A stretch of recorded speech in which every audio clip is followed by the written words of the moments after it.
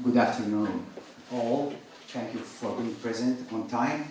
We will start our session today after this heavy meal that we've got, and we will digest it with the first lecture by Professor Ranier White from Freie Universität of Berlin, and he will take us on the verbal stem morphology of Syriac. Please, Professor, the podium is yours.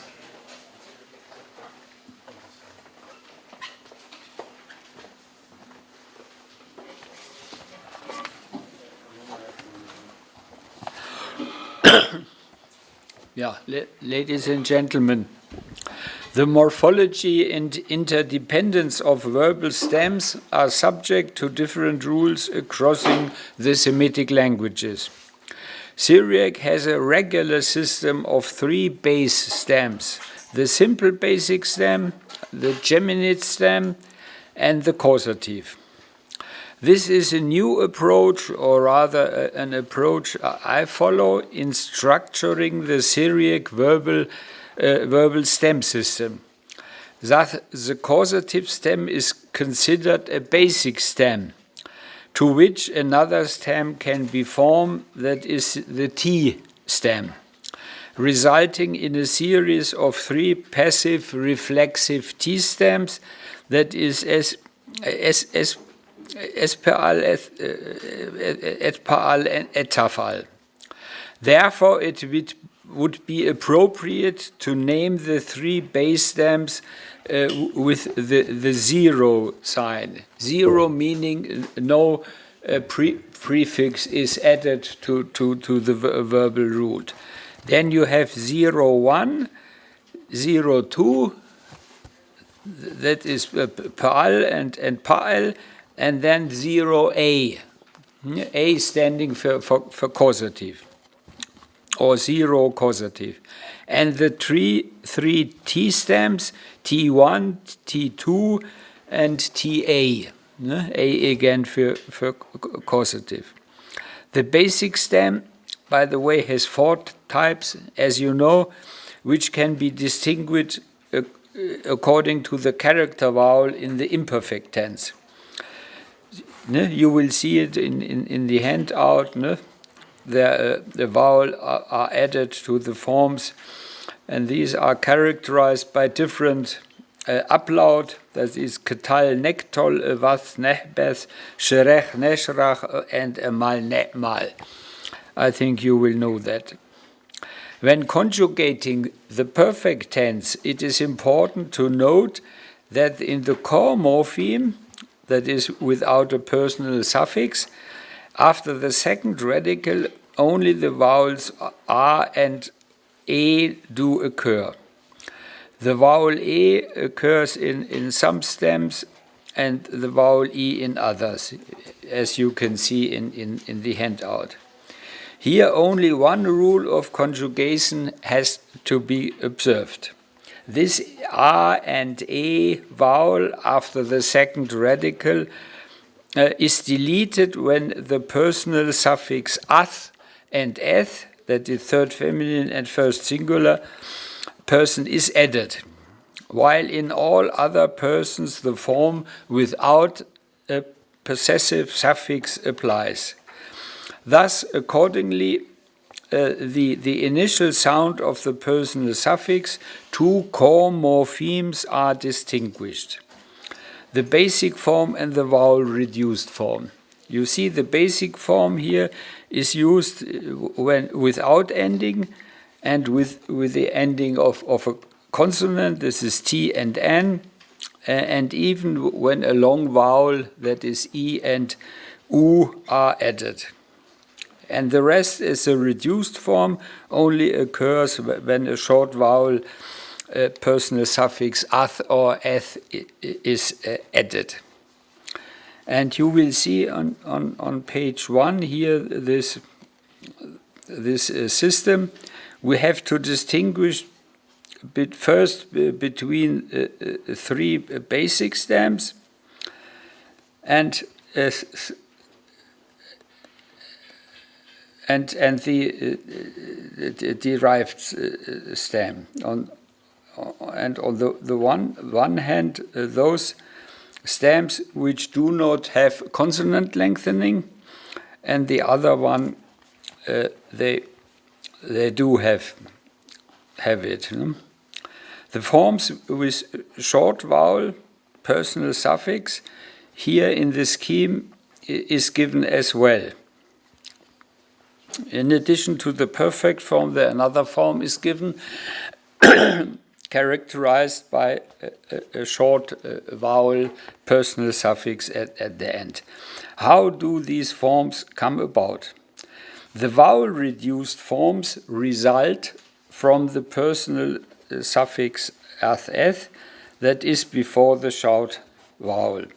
If one starts from the basic form with no personal suffix, and then the vowel after the second radical is elided, you will see these form with the elision of this vowel after the first radical at the end of page 1 in your handout.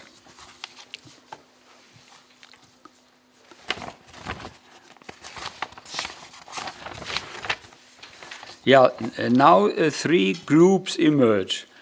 First, the forms in the intensive and in the causative stems pose no problems because the insertion of an auxiliary vowel creates easily pronounceable forms which are accepted. You have here the cutl without the e being elided, and then now with the helping vowel catel and ethcatl and actil and etactil. These are quite regular.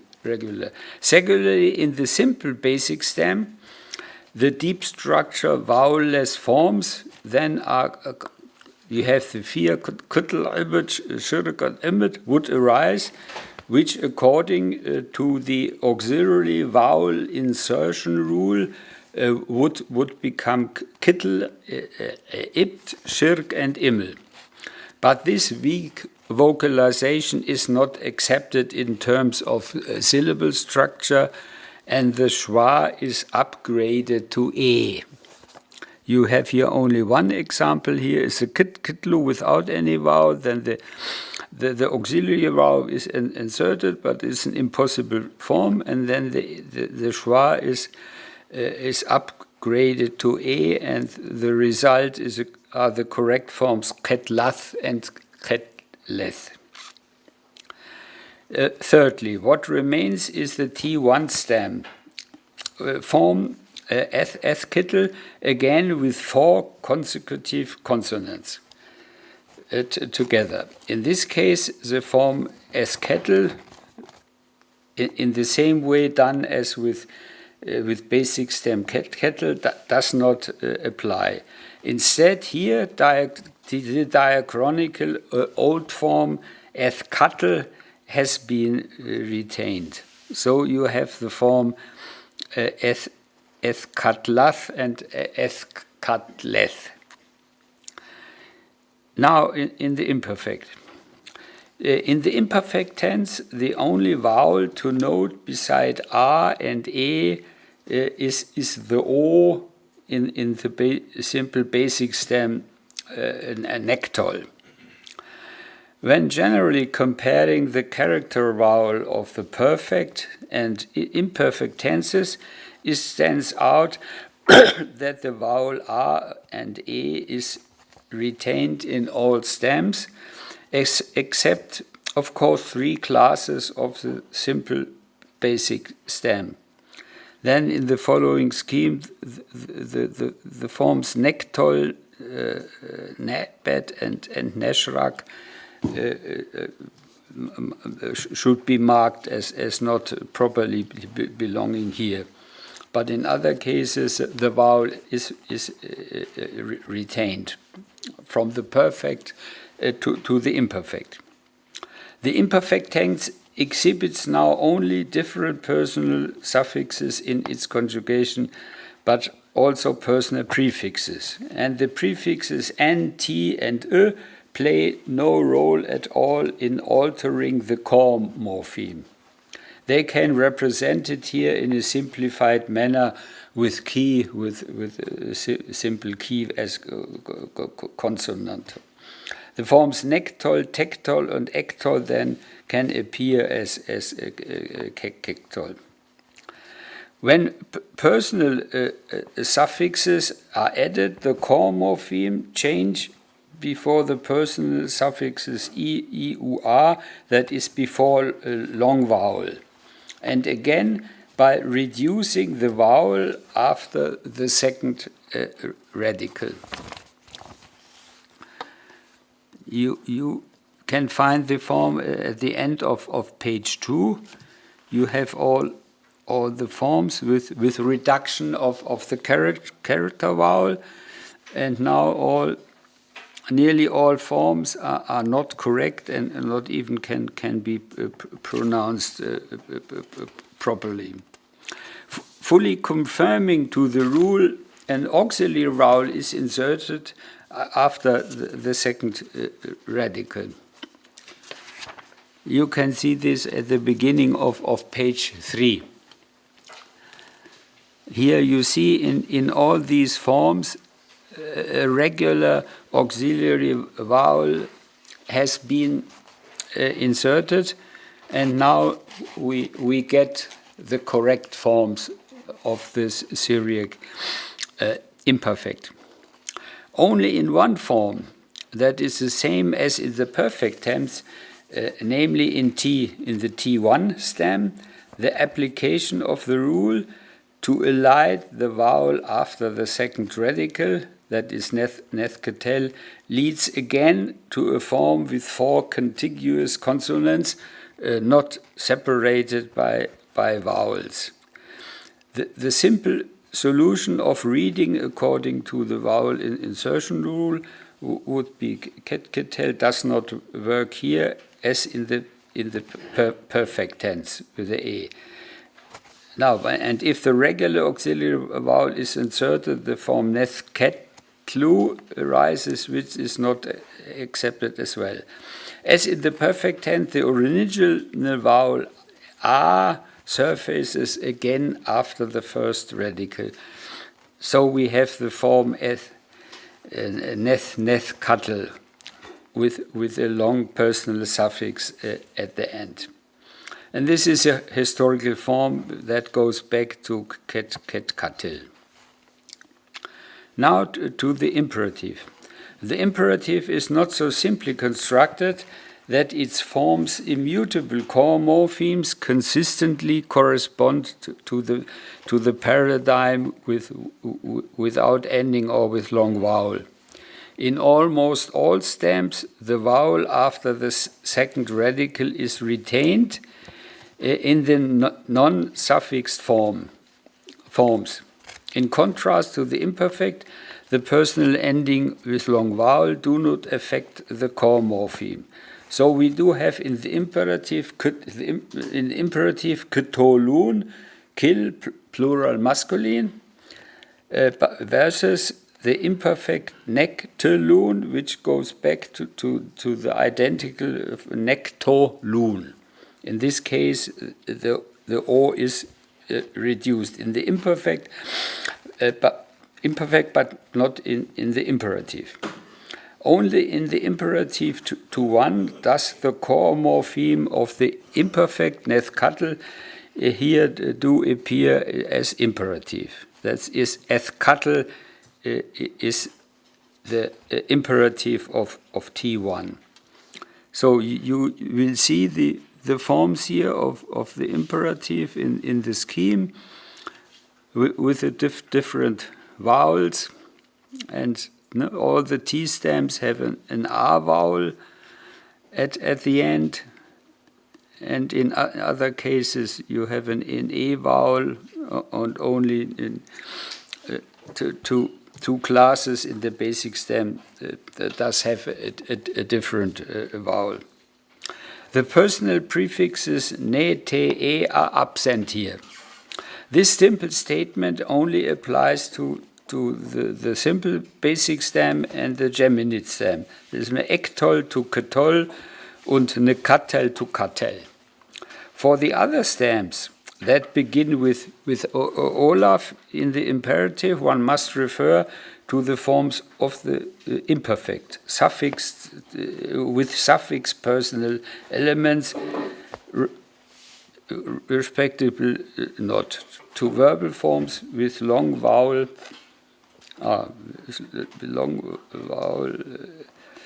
with imperfect. Yeah, you can see this is given here now. You see the imperfect must be segmented into its compounds, into its components, the personal prefix and the core morpheme. So in this scheme, in your handout, you see the similarity between the imperative and imperfect, no? Showing the same vowel and can be derived directly from each other. For all imperatives, it's a rule that the core morpheme without an ending does not change when personal suffixes are added. You have actel and actelu, then the e vowel is not reduced, not as in the imperfect nactelun, where the real form is nactelun with a reduced vowel. Yeah, now I come shortly to the infirm verb types. I think it should be mentioned only the mediate geminate verbs here, which two core morphemes, bes, used in besath and beseth, in the perfect tense, and bas, to plunder in all our other persons, that is without ending and without a consonant initially ending. This is very simple to the basic stem ketleth and ketals. The two core morphemes of the imperfect tense, kebos and kebes, with suffixes, now align with the prime verba prime nun, kepok. You have it here in this scheme on page 4. You have the similarity between the two roots, buzz and nefak. So they are very similar to each other. And the connection with the two types of root, medigeminate and prime nun, is also evident in the fact that in the imperative of many prime nun verbs, the first radical in the simple basic stem is missing. You see here bos and pok are quite similar. Yeah, finally a short look on the four radical verb, which as expected shows the structure of the geminate verb in 02 and 2. You see here argel has the same structure in the perfect as argel, and the imperfect ne argel the same as ne aggel, and the same in the T stem as well. It is striking that the four radical causative stem is missing. The series of three radical verbal stems does not apply to the four radical basic stem, because the three radical geminate stem is morphologically equivalent to the four radical basic stem. Now a short look here on Arabic. if one does not take into account the infa'ala and if'ala stems, as well the internal passive formation, if you have fo'ila, fo'ila, and fu'ila, you have the following systems. And interesting again is here that the A stem, again, but in a different kind, becomes a basic stem in the system. Since istaf'ala, morphologically not quite equivalent, but is morphologically the T stem to the simple R stem. Yeah, apart from the types of the simple basic stems, the character vowel in the perfect tense is consistently R, where in Syriac you have the R and A vowel.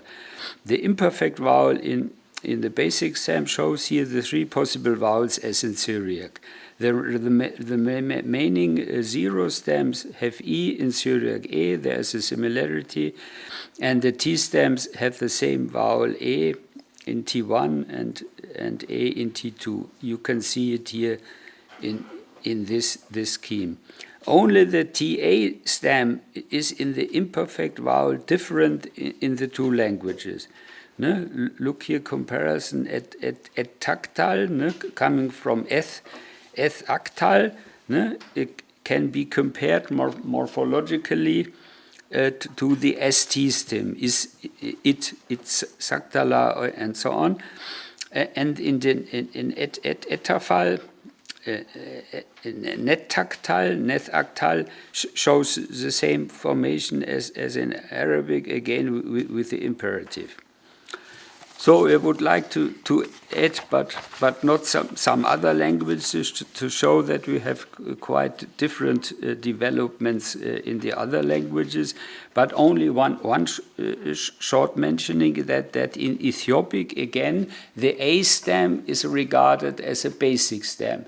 But in this case, the variation is akatala, the basic, and then akatala, geminate, akatala with a vowel lengthening, and akatatala with a repetition of the second radical.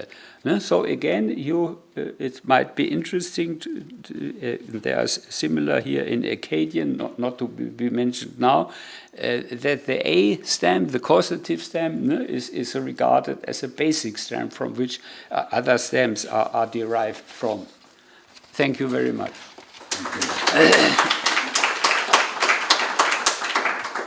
Thank you, Professor Voigt. Yeah, it's a very mesmerizing topic to talk about after lunch. Yeah, it's a, and if there is any question, please. It's a bit too linguistic, so it's not a linguistic conference here. No? So it's actually, I like it because I teach this to my students. Thank you. Yeah, please. I wonder if, for those of us who have less experience in linguistics proper, you could talk about how you think this work can be applied to more general Syriac, like more general how we approach Syriac. Maybe with the microphone. He uses a mic. Thank you so much. I was wondering if you could talk a little more, for those of us who don't actually work in linguistics proper, what you would want us to take away from this and take into our Syriac classrooms. So I'm not properly understood what. Can you revert it? Well, can you talk to those who are not interested in linguistics in a simpler way, integrated for them? Yeah, so it's a topic also for linguists, but my plea here, this case, which I might be others have already said, the causative stem is regarded to be a basic stem, but I think some of the schemes in a simplified manner can be helpful in academic teaching, to show some system in it. No? For instance, with Arabic at the end, I think such schemes I haven't seen in grammars, I think, but it's a bit helpful, no? To think that there is a general organization of the stems. But not in all Semitic languages. In some languages, especially in Hebrew, there's not, you didn't come to a full system, no? But in many you can.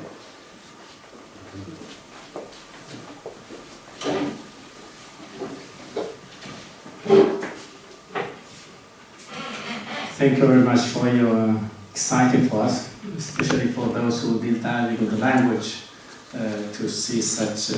It seems simple, but it's pretty complex. Probably the question is for those who are not, let's say, trained in linguistics and so on.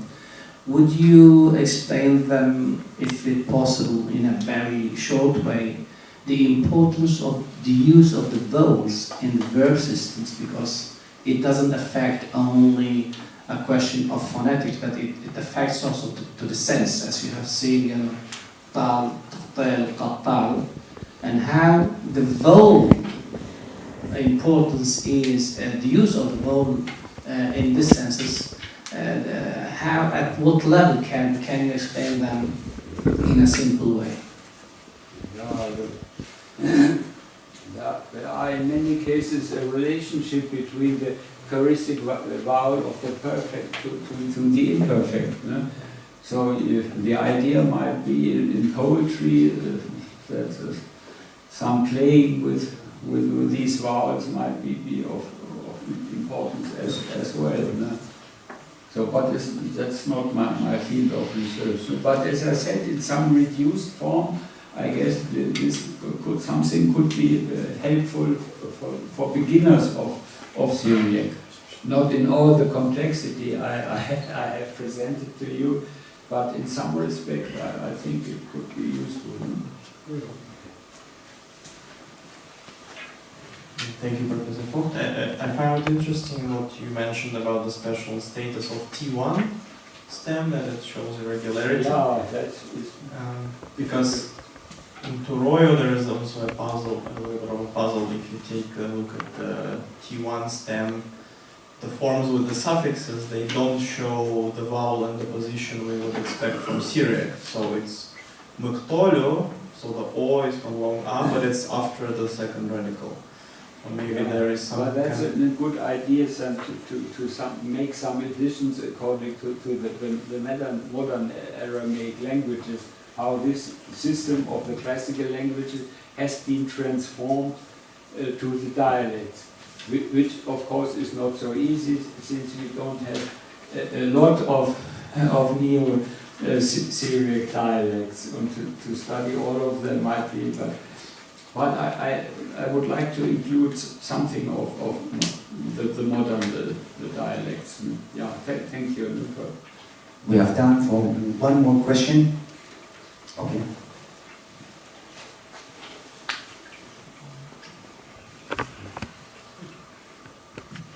It is more a comment. When you say that the A stem is used as a basic stem, we see that also with denominative verbs. For example, askel or amhel, that are built from nouns and then in the causative form and not in the paral form. Ah, yeah, very interesting. No? To look at the nominal derivations. No? There are a connection, of course, with the verbal system. No? Yeah, thank you very much for the hint. Okay, thank you very much for you all. Thank you, Mr.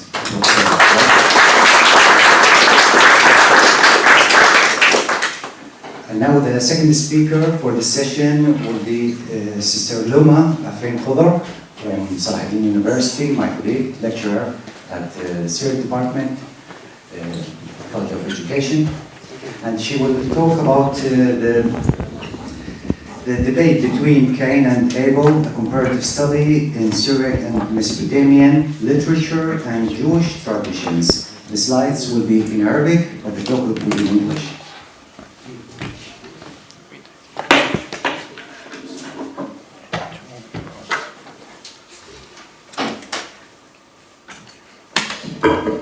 Just a second.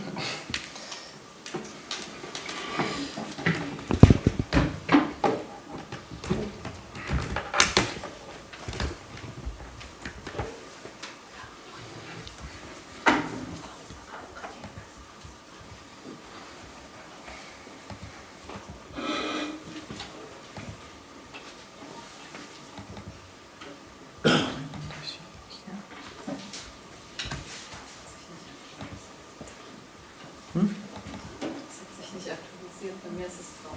Okay, one moment.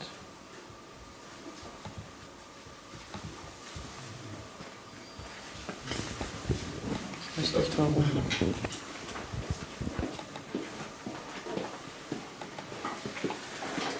Should I bring my computer? No, it's okay. Do you plug in yours? I don't know why it's not. Apologies. No problem.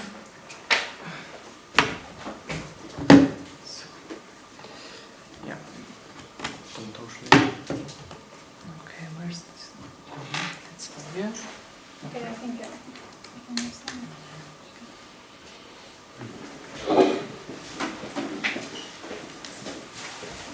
Can you do it?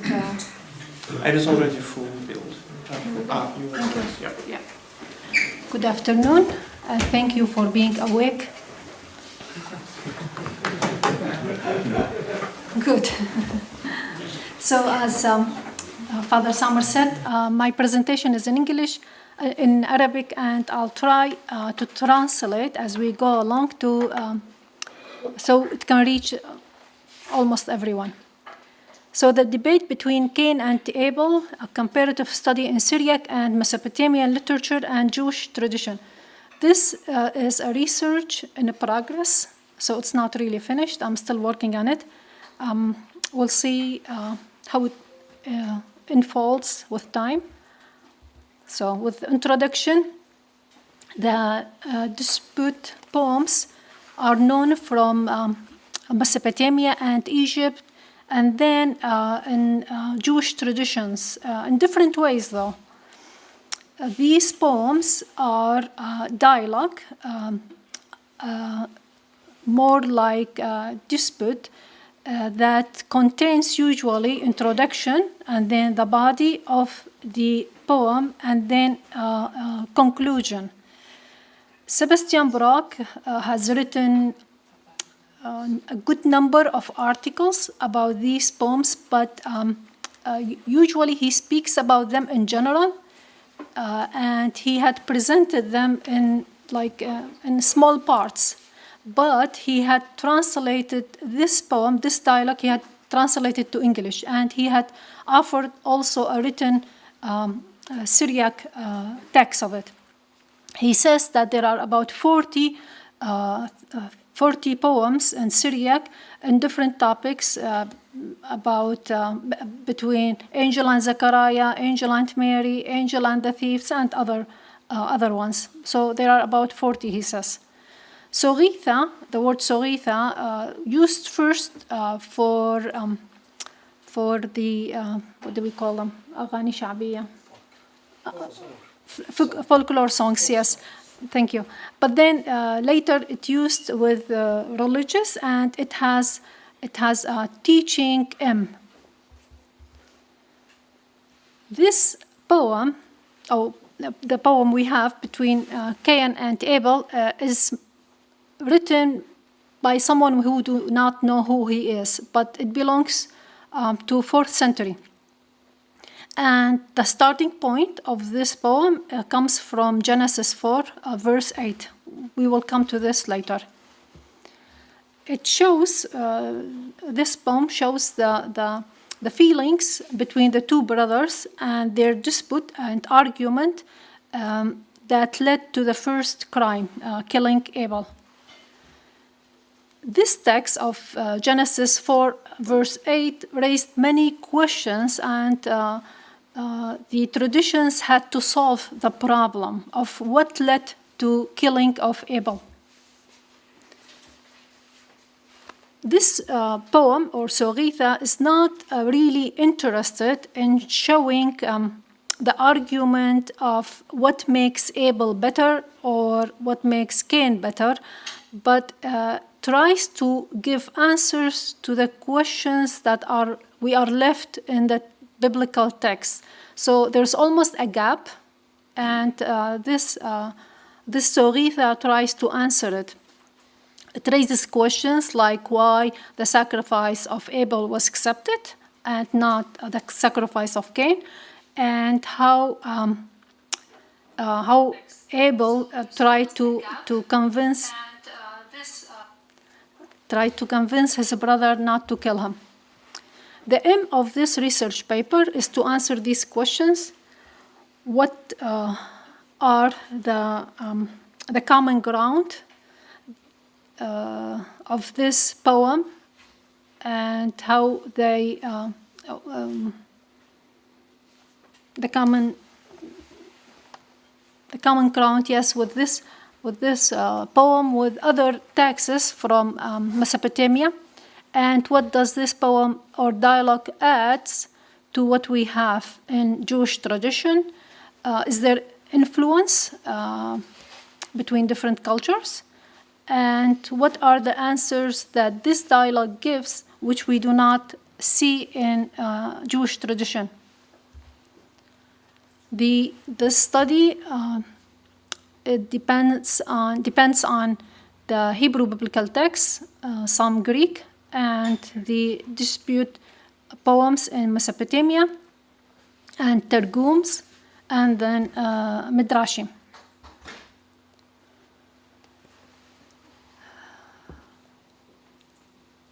Usually, the dispute poems in Mesopotamia have mythical character, and they are usually very long verses, that alternate between two characters, and each character presents an argument or his own argument to convince the other person. Usually these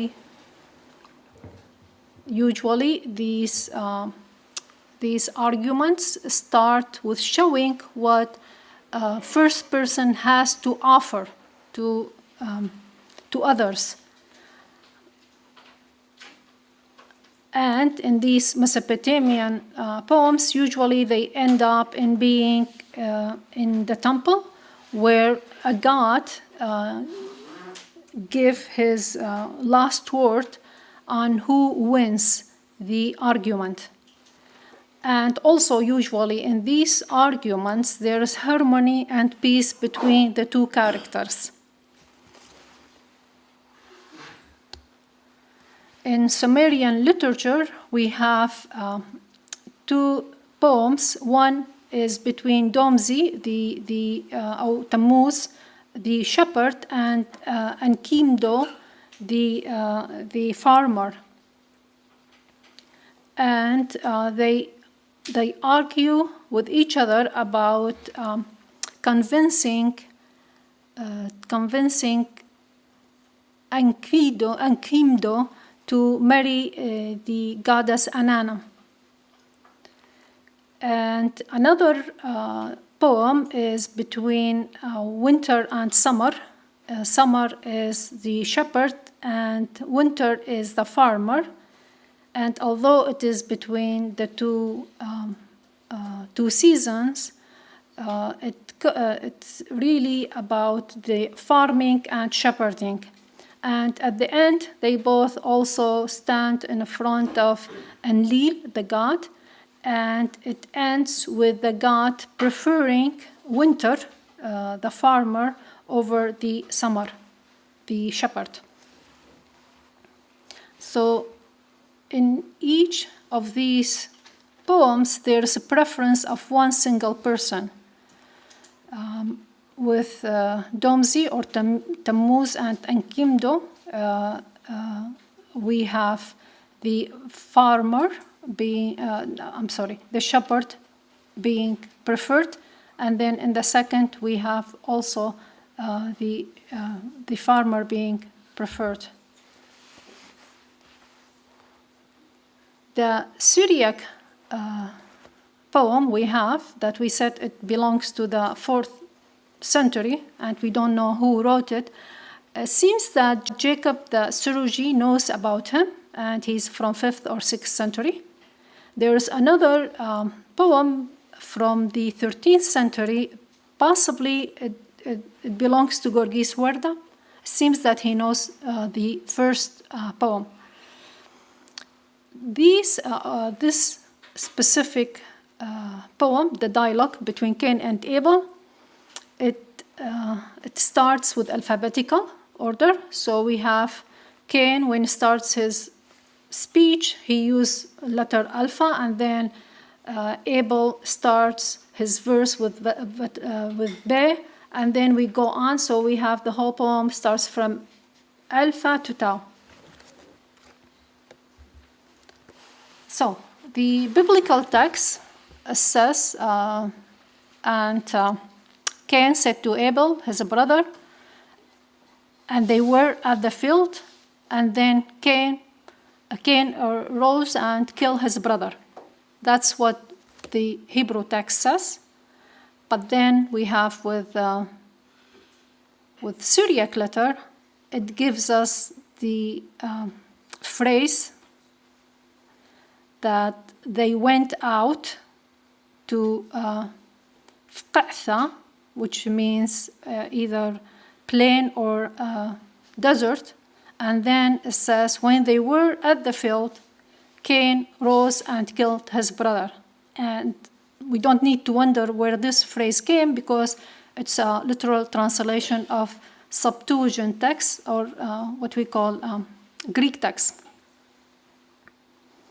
And the Syriac poem uses the word umqa instead of qa'tha. And then, so he says they went to umqa, to wadi, and there then he kills his brother.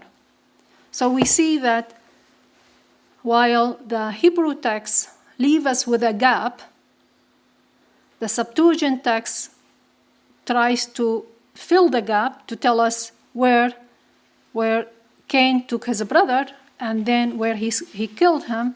And Syriac just translate from the Septuagint, and we have this poem that depends on the, of course, translation of the Syriac. Targum Neofiti, which belongs to 12th to 3rd to 2nd to 3rd century, in speaking or reflecting on this verse of Genesis chapter 4, verse 8, it says that Cain told to his brother, let's go to the field, and then when they were at the field, they have this conversation. So Cain says to his brother, says that I see that the world was not created with mercy, not governed according to the fruits of the good deeds, and there is partiality and judgment. Why was your sacrifice accepted, but mine was not? And Abel disagrees with him, so he says that he sees the world was created with mercy, and was governed by the good efforts or fruit, and so on and so on. And then Cain adds that the world was not, that there is no judgment, there is no judge, and there is no other world. And of course, Abel disagrees with him. So we see from this text, at least we can say that the disagreement or the dialogue between the two brothers was theological issues that they did not agree on. Jerusalem Targum, on the other hand, takes the same idea. It belongs to 3rd or 4th century, or even later. He agrees with what Targum Neofiti gives, but only adds that the two brothers were disagreeing or quarreling, and then Cain killed his brother. Midrash Rabbah, on the other hand, he goes on to explain things, and of course in Midrash adds the rabbis and what they said about the topic, how they disagreed, what the rabbi says to each other, and then they add in this Midrash that there was, to Cain and to Abel, there was a twin sister, and so the agreement was about the land, how they would divide the world, and then about having a sister.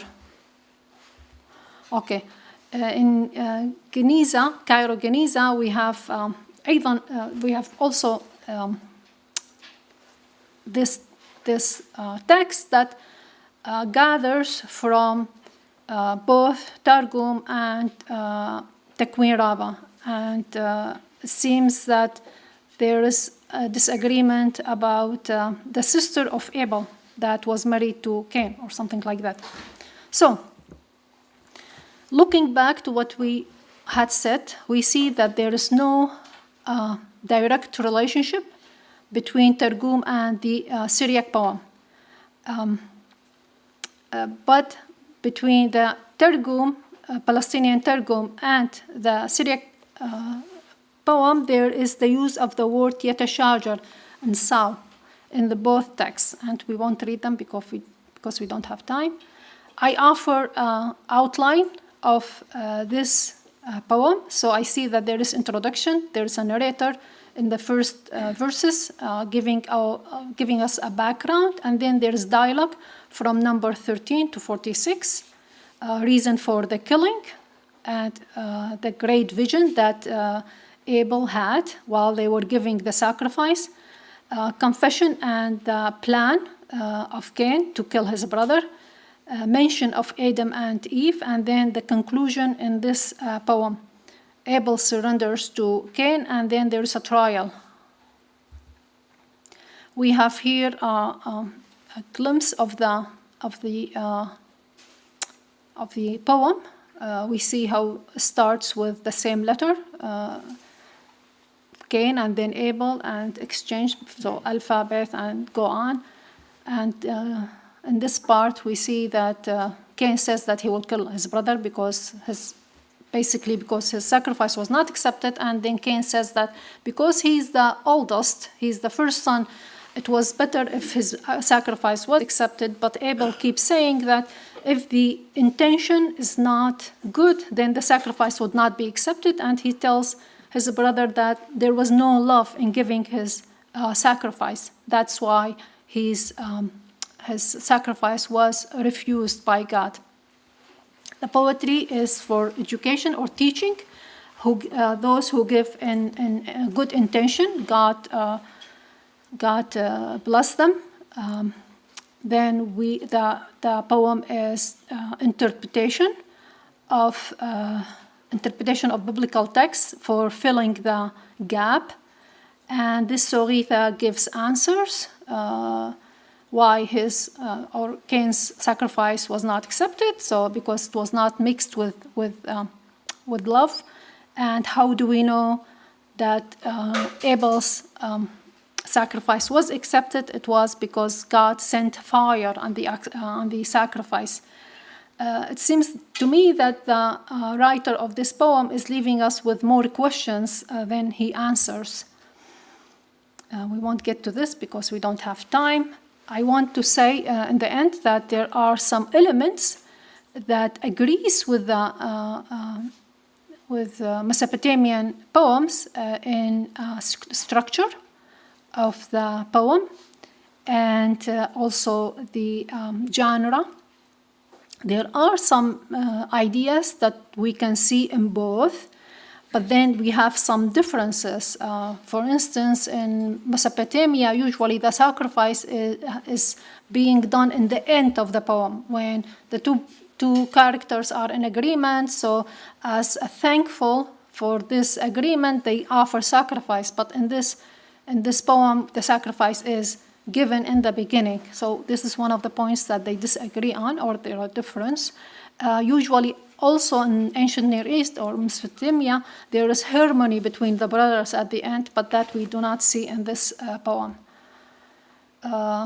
Is there influence from influence in these traditions or cultures? Some, but not that much, because the Syriac poem does not use he knows about the Jewish traditions, but he does not use them. 1 minute. 1 minute. Okay, thank you. So, in conclusion, we see that this poem gives interpretations in teaching, of course, the Christian community. Sebastian Bach says that this poem is interpretation to biblical texts, but I think, and we can add that it teaches moral also. It's not only biblical interpretation of a difficult Hebrew text. And thank you.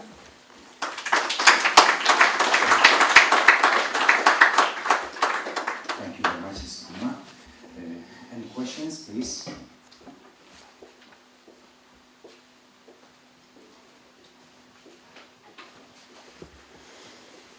شكرا جزيلا دكتور نما على هذه الترجمة المباشرة، أكيد صعب. السؤال، هل حاولت معرفة الكاتب؟ قلت الكاتب غير محدود، والكاتب هو في القرن الرابع. Right. وعادة الكتاب القرن الرابع لدينا يعني عدد محدود. هل يمكن من خلال الأسلوب وخاصة للقصيدة تعليم أخلاقي لربما أفرام لديه قضايا تعليمية؟ هل حاولت؟ تمام، صحيح. معظم البحوث اللي درسته أو قريته يقال إنه هي تكون أقرب إلى أفرام، لكن أفرام عادة واضحة قصائده، يعني ممكن نتوقع إنه هاي قصيدة أفرام، لكن لين ما بها اسم يصعب الأمور شوية، يعني اسمها مجهولة، بقيت مجهولة. Thank you.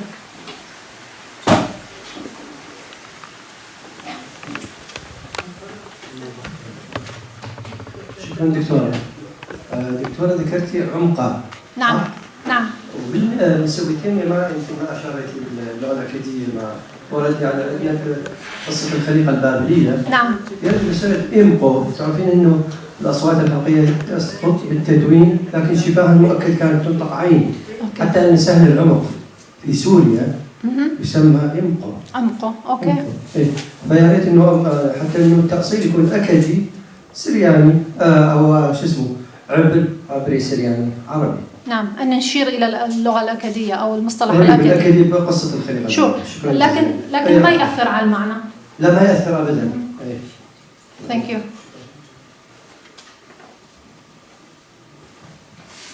Thank you for the presentation.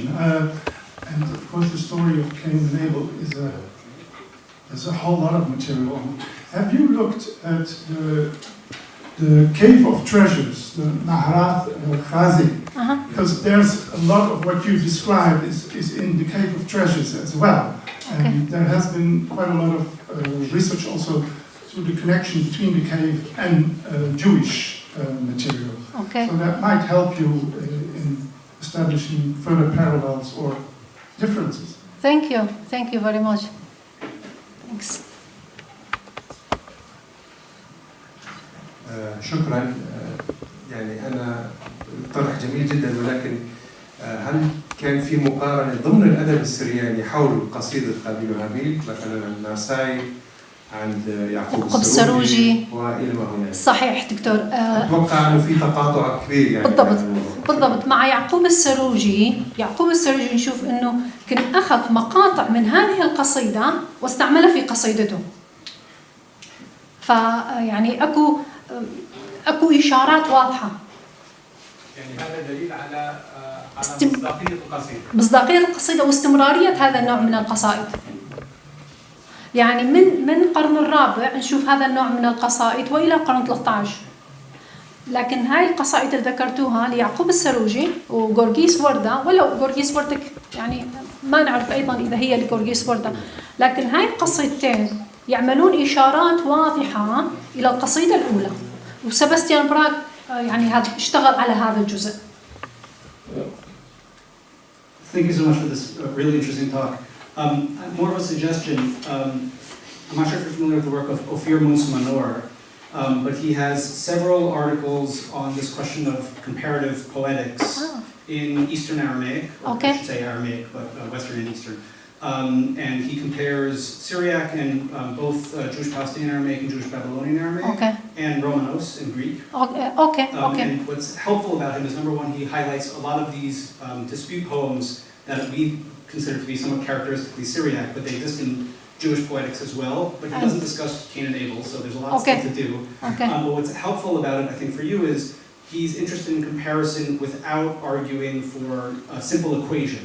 So thematic links, but also generic links, literary links. And so Okay. it might help to kind of add a kind of layer of sophistication to what you're already doing to Okay. highlight connections that aren't necessarily a total equation. Right, right. So, yeah. Yeah, thank you. Yeah, I'll that's. send you the articles that might be. Please, please, yes. That's the thing about this poem. It's not like dispute poems, but it starts from there. But it takes its own way to explain. So it has, the person who wrote it has his aims that was educational. But he also gives ideas that leave us with questions. So we have to answer questions that the poem raises. Thank you. شكرا جزيلا دكتورة، محاضرة جميلة وموضوع مهم للغاية. أنا أعتقد أنه عدم وضوح اسم الكاتب يعود إلى جزء من الأدب الشعبي أو ما يسمى بالحكاية الشعرية، البلدة. في البلدة أيضا ليس هناك كاتب وإنما قصيدة تحكى على مر الأجيال، لذلك تصبح عرضة إلى الزيادات والحدث. وأيضا هناك في الشعر التعليمي أو الشعر الأخلاق مثلا يكون العكس، لأنه القصيدة كل من لديه معايير أو كل من لديه أسس يمكن أن يضيف عليها، مثل رباعيات الخيام على سبيل المثال. هو كتب 16 رباعية وصلت إلى 280 ما يراه مناسبا أو ما يراه. فأنا أظن أنه القصيدة هي أقرب إلى البلدة، يعني it's close to بلد. اوكي. ما أعرف. تعرف القصيدة متكاملة هي لما تكون القصيدة مكتوبة على different periods، على مراحل. عفوا، إلى حد الكاتب، إلى آخر كاتب من يكتبها تتوقف عندها الزيادات. فقط هذه الإضافة. اوكي، يعني قبل قد هي كتبت يعني. هي 4th century، في القرن الرابع تقريبا. إلى آخر كتبت، قبلها كانت كلها عرضة إلى الزيادات والحذف. إلى آخر واحد يثبت النص عند آخر كاتب. وعادة تكون غير معروف الكاتب. صح، يعني أكيد أفهمك، بس لازم واحد ينتبه إلى النقاط. أوكي. شكرا دكتور. Thank you. Thank you. Thank you. So the third speaker for this session.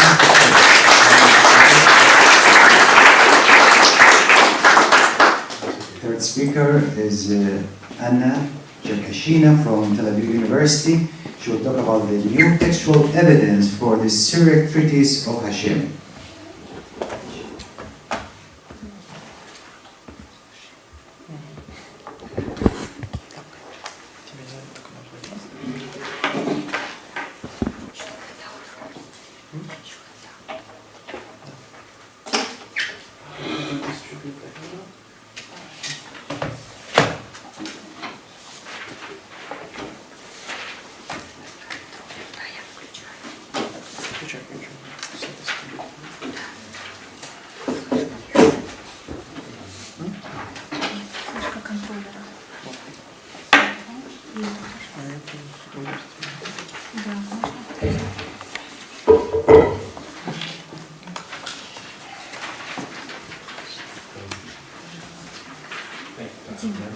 Один, да.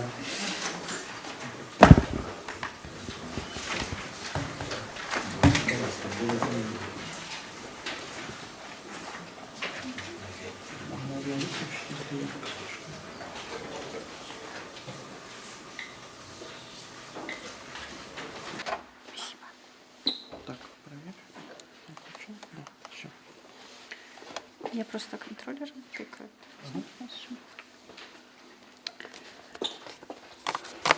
Hi, I hope you can hear me.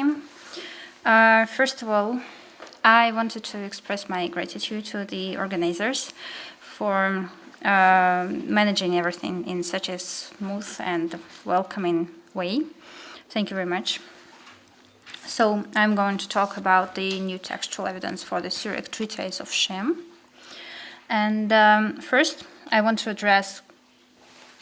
Oh, so it works like that. I want to address the history of the discovery of this work and its early research.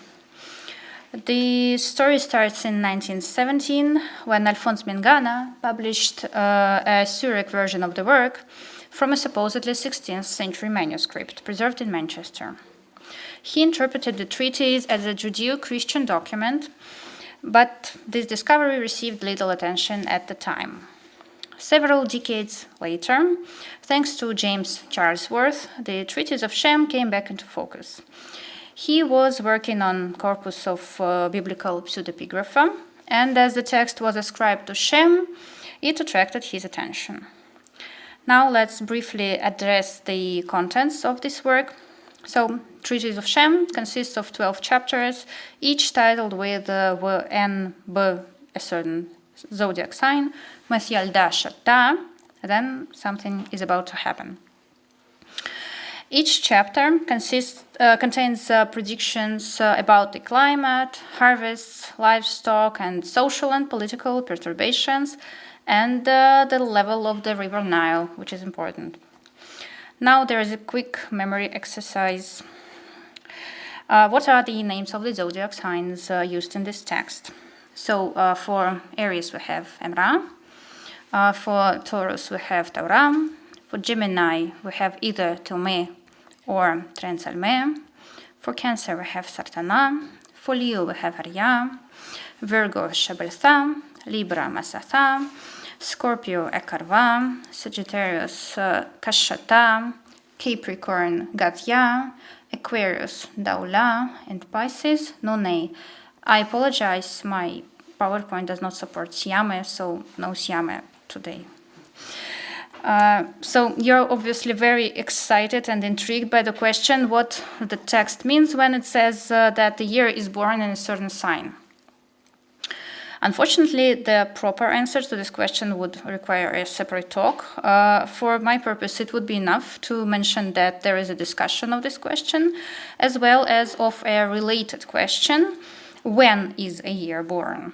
Of course, the answer can be different for different communities, locations, and time periods, even for the same text. I will briefly tell you that for the time of the creation of the treatise of Shem, the scholars reconstruct that the moment when the year is born is either summer solstice or a heliacal rise of the star Sirius. In any case, it is likely that the position of the moon at this moment indicated the sign in which the year is born. So it's very complicated, but let me show you the answer to this question, to the same question, from a different perspective, that of the Syriac Christians in the 16th century. The text preserved in the beginning of the same manuscript says that if you want to know the sign of the year, Malwashad Shatta, you shall take the year, add 6, and divide the sum in 12. The remainder will be the sign of the year. If it is 1, it is Libra. If it is 2, it is Pisces, etc. We can even see that somebody tried this operation with the year 1887 or perhaps 1884. I'm not sure. Anyways, the result he got is apparently Capricorn. As you see, there is this plus or cross above Gadya. And I have a suspect, because the library website says that James Randall Harris owned this manuscript at this time period. Now, concerning the provenance of this text, Mingana and Charlesworth both noticed that the river Nile and its level is constantly mentioned in the text. Also, the text mentions both Palestine and Egypt. But as Charlesworth pointed out, there is a passage that says that robbers will appear from Palestine, meaning that the author was probably located in Egypt. Also, the text often mentions Alexandria and ships.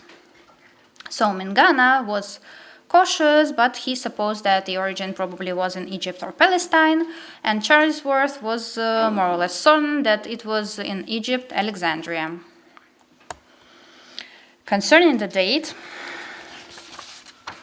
Charlesworth argued that certain passages, such as the mentions of the Romans, and how they engaged in a battle with supposedly Persians, or that the wind that will come out from Egypt and spread all over the world, and also the social perturbations that include several mentions of robbers, and on the other hand, the discovery of astrological texts in Qumran. So he says that all this made him almost certain that the text reflected the aftermath of the Battle of Actium in 31st year before Christ.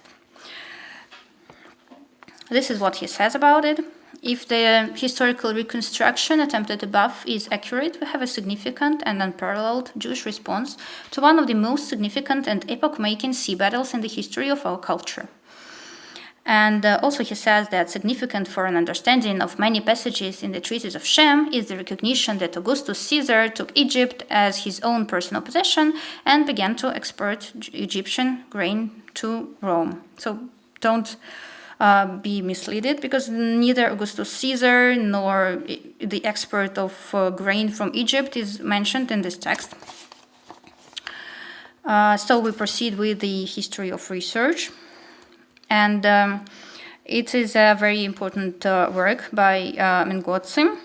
It is devoted entirely to this small composition and is quite profound. Thanks to Mengozzi, the treatise of Shem was first addressed in the context of Syriac astrology, as well as related Greek, Jewish, Egyptian, Mesopotamian, and Arabic sources.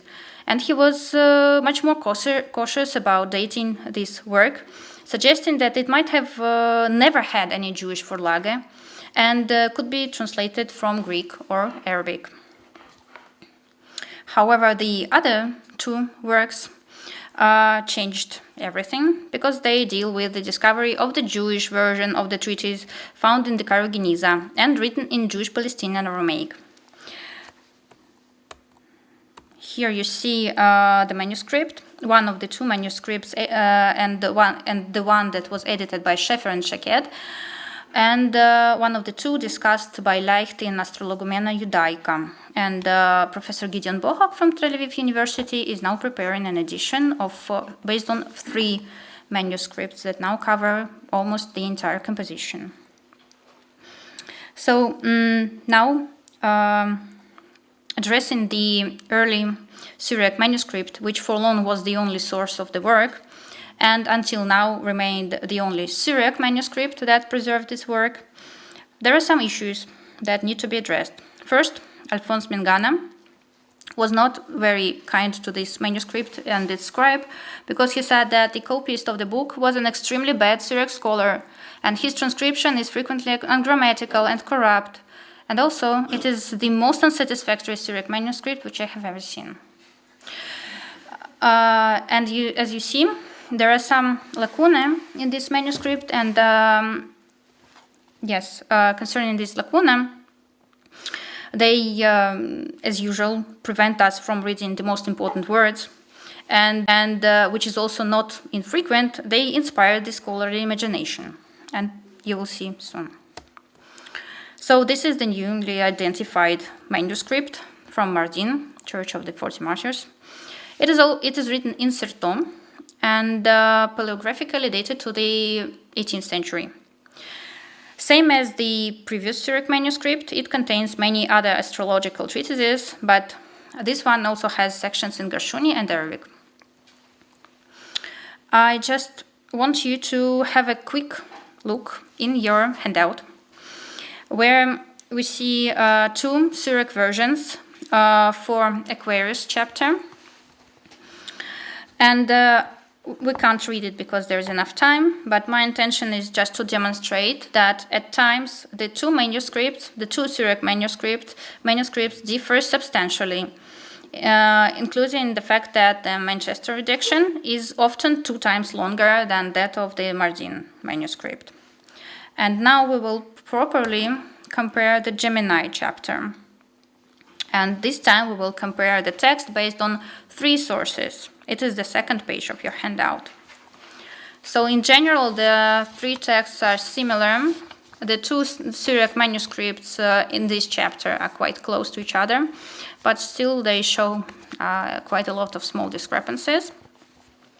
In the beginning of the chapter, we read that the moon will be beautiful.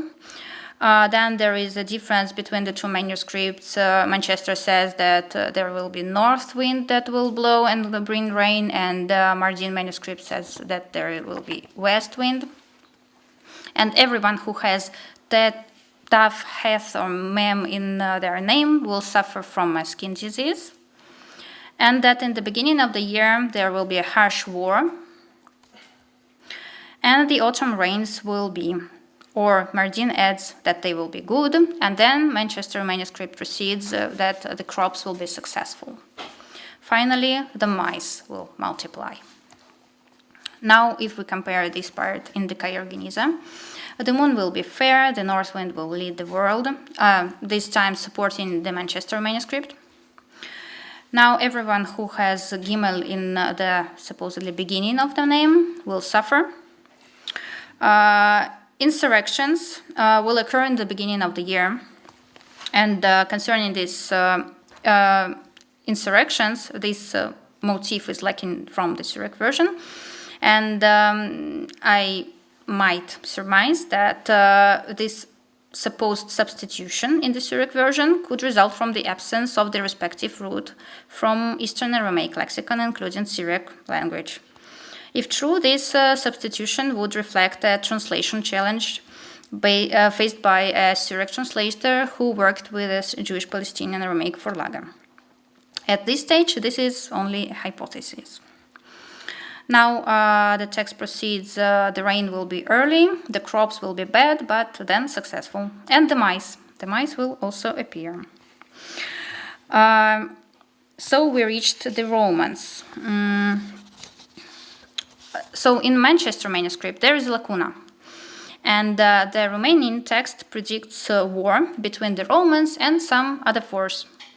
The missing word was reconstructed by Mengana as partwaye, nausiame, you remember, and Charles Worth said parsaye.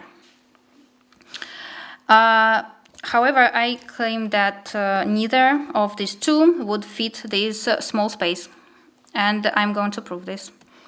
You see, if we copy wow from another word and aleph from another word, and also peiresh, there is no space remaining for other letters, so the word should be shorter. And it is natural to suggest that it would be tayaye, the same word as we find in Mardin manuscript. And also, this reading is supported by the Kaiorgeniza fragment, which mentions Saracens and Romans. Actually, this lacuna is not the only one. There were 4 mentions of the Arabs in the Manchester manuscript, and as we can see, as we can see from comparison with both the other Syriac manuscript and from the Kaiorgeniza fragment.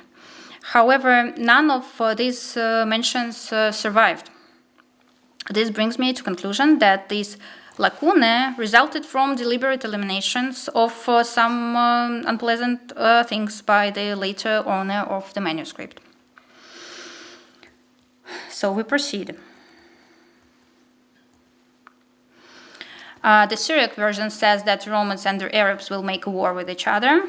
The Kaiorgeniza says there will be slaughter among the Saracens and the Romans. They will come forth in ships and will drown in the sea.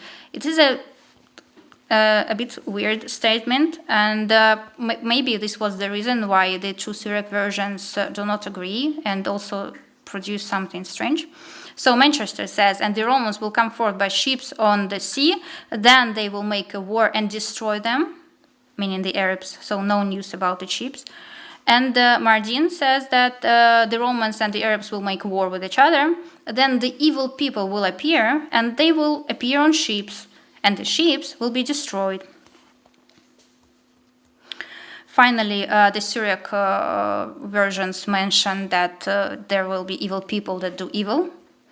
And the Kaiorgeniza says that there will be harsh decrees that will appear and later be nullified.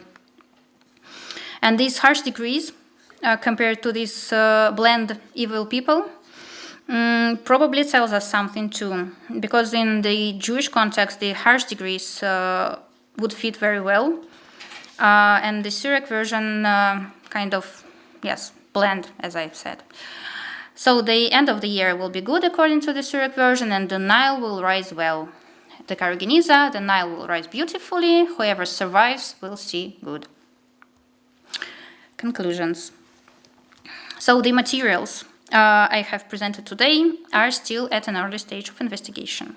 Yet I hope that I have convinced you that the Treatise of Shem is a text of genuine significance, one that can help us better understand the transmission of knowledge in late antiquity and beyond. How can we even begin to date a composition of this kind? The most obvious method is the dating of the manuscripts themselves, but the Syriac witnesses are very late. The second method would be to date it based on its contents. First, we may try to reconstruct the historical context reflected in the text, and this approach has been attempted before, and in principle can be applied, but it must be used with caution. Another option is to look for typological parallels in other astrological texts, and to do this effectively, we would need a much deeper understanding of how astrological traditions developed and changed over time, which methods emerged or disappeared. At present, we are still far from such an understanding, especially regarding the Syriac astrological tradition. A third approach is to compare versions in other language, and here the Jewish Palestinian Aramaic version from the Cairo Geniza clearly demonstrates that the Treatise of Shem as a composition must date back to late antiquity. Yet the question of its more precise dating, and just as importantly the dating of the Syriac version, remains open. Yes, I forgot. Yeah. Second, the newly identified Syriac manuscript from Mardin enhances our understanding of what the Syriac version of the treatise looked like. In some cases, it helps to resolve problems in the older manuscript from Manchester, while in others, its numerous divergences highlight the vitality of the Syriac tradition in which this text was transmitted. Far from being marginal, this tradition is now attested in two manuscripts separated by several centuries and reflecting distinct branches of the Syriac world. In a paradoxical way, Charles Worth was right. This late Syriac text of the 16th to 18th centuries does indeed descend from a much earlier work, a version of which survives in the Cairo Geniza. Precisely how these versions are related is still unclear. Continuities in technical terminology between the Jewish Palestinian Aramaic and Syriac versions are striking, but we are not yet in a position to draw definitive conclusions. Finally, yes, again I forgot. Finally, in examining the transmission of text of this kind, there are two distinct tendencies that can be observed. On the one hand, there is a drive to update and adapt older material, reshaping it to fit the current historical, cultural, religious, and geographical context. And this process may involve substituting outdated realities, such as people's locations or political entities, with ones more familiar and relevant. On the other hand, however, there is also a strong impulse to preserve ancient authoritative knowledge, even when its immediate relevance was lost centuries ago.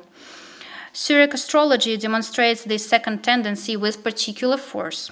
For instance, in cometary predictions preserved in Syriac sources, we find strikingly archaic details, references to the health of the Babylonian king, whether he will go on campaign, or whether the Medians will conquer Babylon. Such archaisms appear to have posed no problem for later practitioners, as these texts are, similarly to the Treatise of Shem, found in modern Syriac manuscripts. Through creative and symbolic thinking, astrologers were able to interpret these inherited statements in ways meaningful to their own times. After all, the very ambiguity of astrological predictions and their openness to non-literal interpretations has always been a key element of the enduring popularity of this discipline. Thank you for your attention.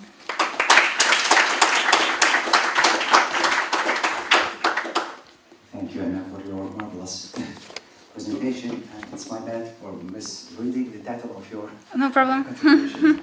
So, is there any question, please?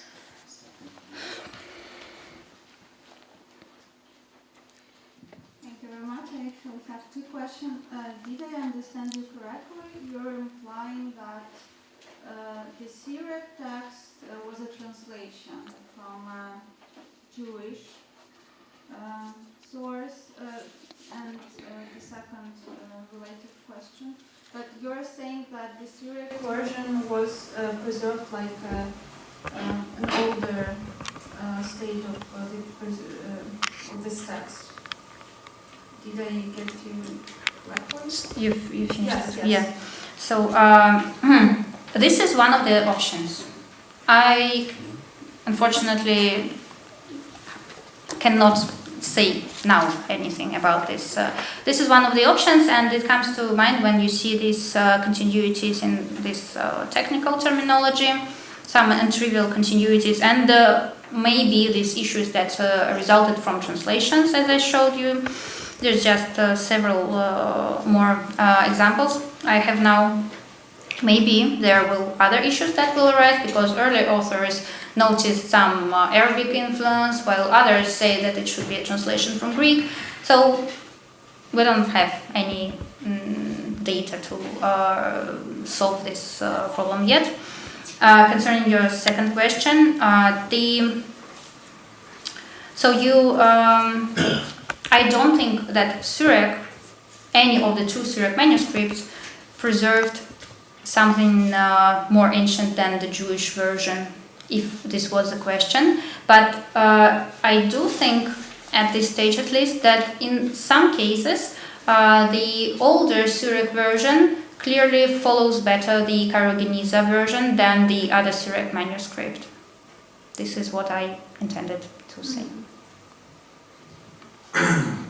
Just a comment and a couple of very quick and small questions. Yeah. I would suggest, can you hear me? Yes, yes, okay. I can hear you. I would suggest a path of transmission either via the Jewish community in Edessa or the kingdom of Adiabin, the royal house of which had converted to Judaism around the 1st century, either BC or AD. And we know that they had links with Egypt because when Israel had a famine, the queen of Adiabin had ships sending grain from Egypt to the Holy Land. So that is a probable way for Jewish texts to have been then later transmitted into Syriac, I think. Mm-hmm. Two questions. How does this text compare with similar astrological texts in the Sparsamane corpus, so the Book of Medicines corpus, because you do have this kind of text in Metielda, Shatta, Ben, etc. And then also, this text that you've worked on, is it part of a collection of similar types of texts or not? What kind of other texts are around it in these manuscripts? Yeah, Thank you. for your remark and for your question. So concerning Sparsamane, correct me if I'm wrong, but as far as I know, the Budge's edition, at least of Sparsamane, does not contain this particular way of prediction, meaning that the year is born in a certain zodiac sign. It has different predictions concerning the time when the year is born, but of course, and I'm also working on other texts that deal with different days of the week when the year can be born, and there is also a whole set of these texts, and they actually may have different origins. They show different influences, and including the Sparsamane tradition, which is clearly related because this is not some very educated astrology, as I tried to show you. It is popular astrology. It is intended to be used by common folks, literal common folks. Yeah. Have I answered your second question? And what other texts are in this collection? Yeah. I mentioned it briefly in the presentation that both manuscripts, so both Syriac manuscripts that preserve the treatise of Shem, they also preserve a whole set of other astrological treatises. And it is an interesting thing that Mingana and Charlesworth, everybody was interested in one text, while there is a whole set of other texts, very similar, also very interesting, that did not attract their attention because there is no Shem there. Anna, thank you so much for a really rich presentation. If I understand correctly from the handout that you distributed, there seems to be a common structure to each zodiac sign, right? So you have a horoscope about the letters in a name, then you have something about climate and agriculture, and then something about war.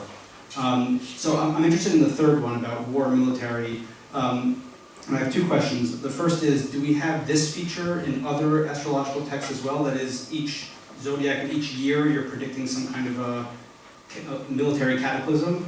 And then second, can this help you date the text more exactly? I'm thinking specifically here where you have naval battles between Rome and Arabs. I mean, the earliest, this is 655, the Battle of the Masts, right? So I can't think of anything in late antiquity which has naval battles between Arabs and Romans. It doesn't mean you can't imagine it, but assume that they're kind of predicting within what's considered imaginable or possible at the time. Wouldn't this theoretically post-date this after a certain date?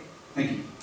Yes, thank you for the question. Concerning the structure in general, I'm not sure that each chapter would preserve this structure very consistently, but yes, there are certain points to check, but it's not consistent, and also the order is not consistent, neither in Syriac nor in the Geniza version. And about the wars, sometimes there are wars, sometimes in some chapters there are no wars, and it does not correlate with the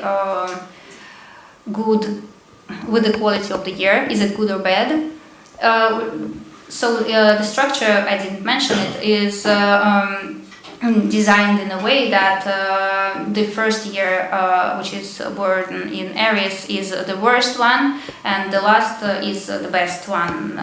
But the last year also predicts war, so war is not that bad, apparently. And about naval battles, I'm not sure I read the text the same way as you do, because it says that Romans will appear on ships. But it doesn't mean that the battle took place in the sea, I would say. I'm not a war expert. Maybe I'm wrong. So, but yeah, maybe there are some certain signs, some other signs that could help us indicate something. But of course, we need to be very cautious. That's what we talked with Yulia about this morning. Shall we interpret all the historical predictions there as historical events? So is everything mentioned there? Did it actually took place somewhere in the history? I am not sure. So in principle, it could predict things that never happened. Last question. Thank you. I learned a lot because I was used to apocalyptical texts, and now you have an astrological one. And it's true that in apocalyptical texts we are used to the dating, to do the dating according to the events which are described, even though in the future. But astrology is something cyclical, so this is what is still confusing me. There should be, if I understand it right, that there are 2 passages, maybe out of 12, probably. Yeah, correct. So there are maybe 12 predicted events, and so we are at the same question that is just being discussed. Then we should know much more about the genre of this, because a book by Shem, there's pseudepigraphy, and it's also close to apocalyptics, but yeah, I think more must be known about that. The difference between linear history or cyclical history, and predictions in cycles is a bit difficult, just as you were saying. And also, Saracens are not automatically Arabs. This is only in the medieval times, that equation. So, but it is medieval. The manuscript is medieval. Yes, but the text, we don't know how old the text is. That's really good. So yeah, maybe it's one of the way to solve this. Yeah, thank you for your notice about the cycles. I am now thinking about some probable connections with apocalyptic ideas as found in this text. What does it say us about their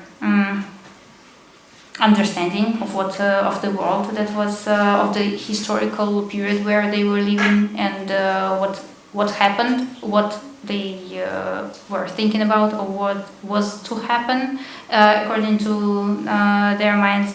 It is to be compared and understood.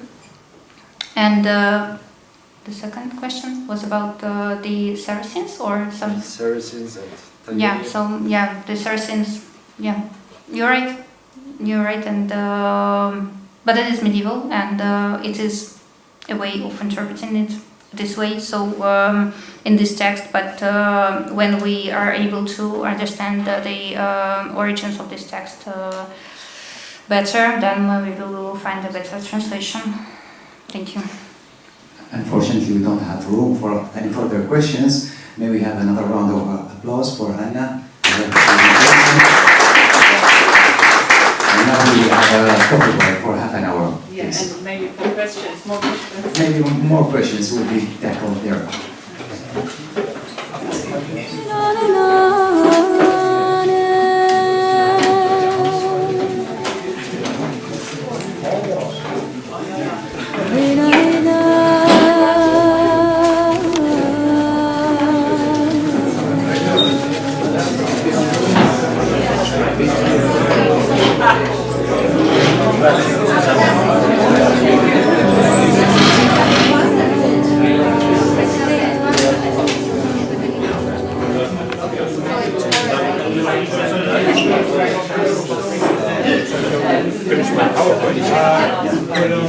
Yes, please. But we try first his if it's HDMI, working. yes? I will put Yeah, but I think he was an adapter somewhere.